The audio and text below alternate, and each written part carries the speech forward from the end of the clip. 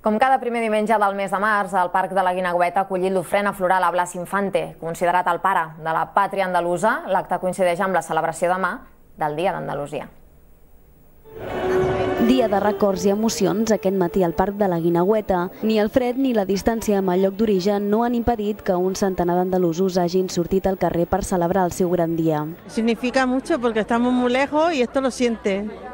Te da alegría de venir a encontrarte con tu gente. Este día una emoción muy grande, me recuerda a mi tierra siempre. Cuando nos juntamos aquí, que todos que somos andaluces, pues fíjate, una alegría, ¿no? Durant la celebració s'han escoltat els himnes d'Andalusia i Catalunya com a mostra de la unió dels dos pobles.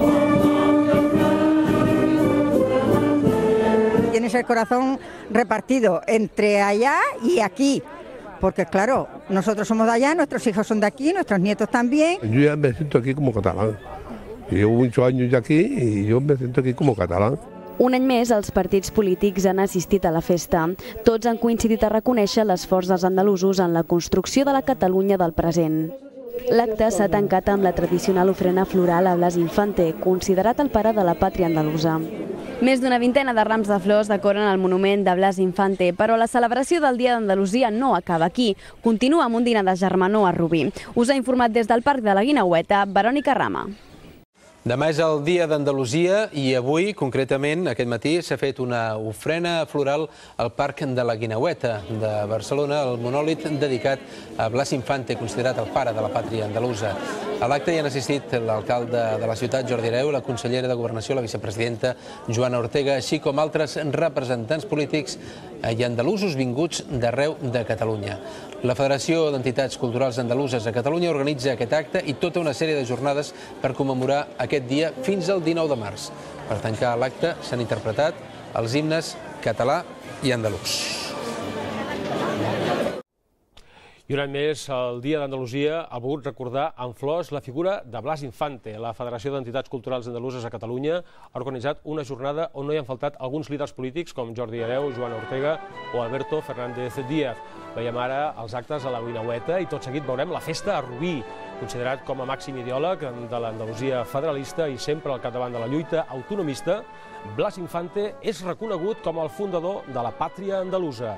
Se li atribueix també la recuperació dels colors blanc i verds per la bandera, així com la lletra de l'himne d'Andalusia.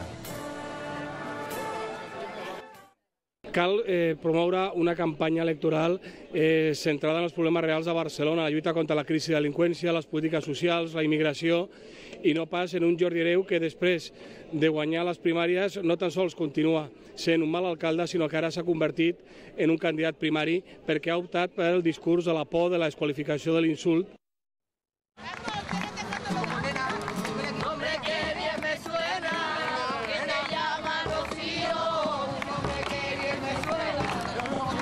Aquest és l'ambient festiu que es viu al bosc de Can Oriol de Rubí, on milers de persones estan gaudint d'una jornada de germanor.